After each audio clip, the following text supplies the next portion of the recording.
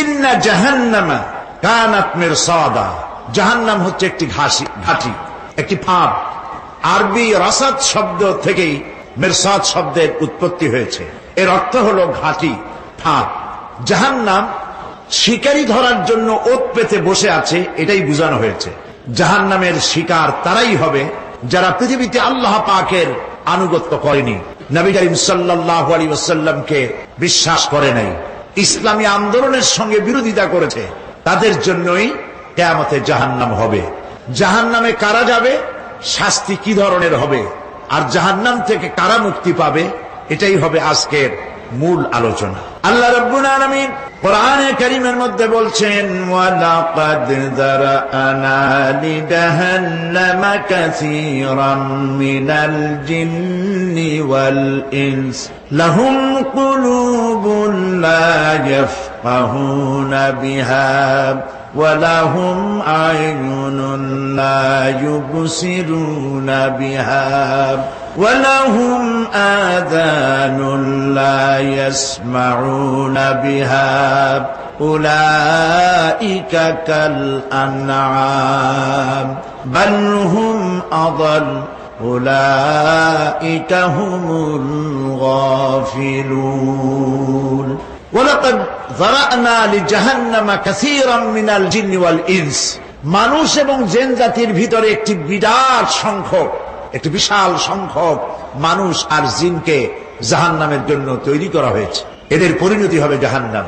তাদের লাহুম কুলুবুন লা ইয়াফকাহুনা বিহা, যাদেরকে আমি কলব দিয়েছি, অন্তঃকরণ দিয়েছি, সেই অন্তঃকরণ দিয়ে, সেই মন দিয়ে, সেই চিন্তা দিয়ে, সেই চেতনা দিয়ে, সেই প্রজ্ঞা দিয়ে, সেই মেধা দিয়ে তারা আমাকে চিনতে চেষ্টা করলো না। এদের বিবেক আছে, সব বুঝেছে, কিন্তু আমাকে বুঝতে পারে নাই।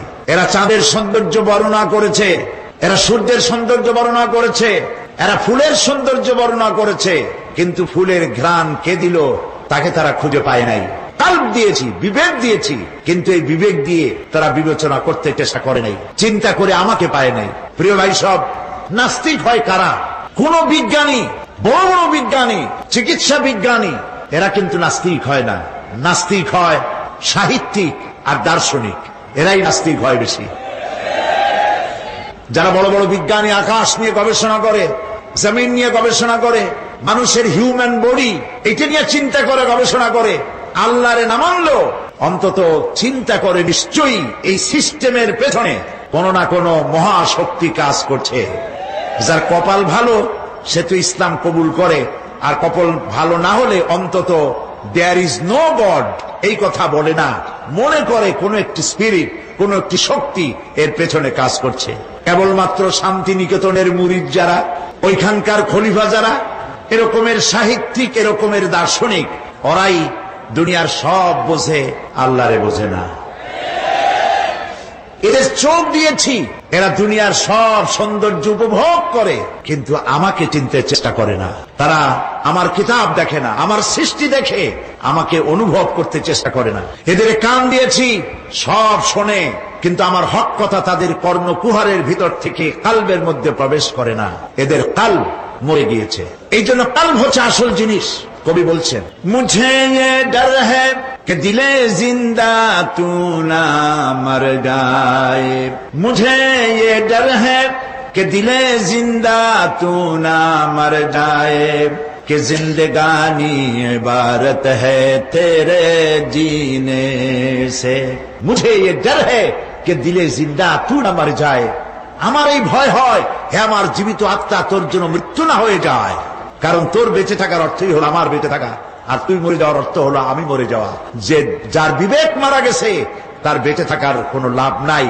বিবেক জাগ্রত সচেতন ওই সব মানুষের যারা আল্লাহ পাকের সৃষ্টি নৈপুণ্যতা দেখে মাথা সিজদায় অবনত করে দেয়।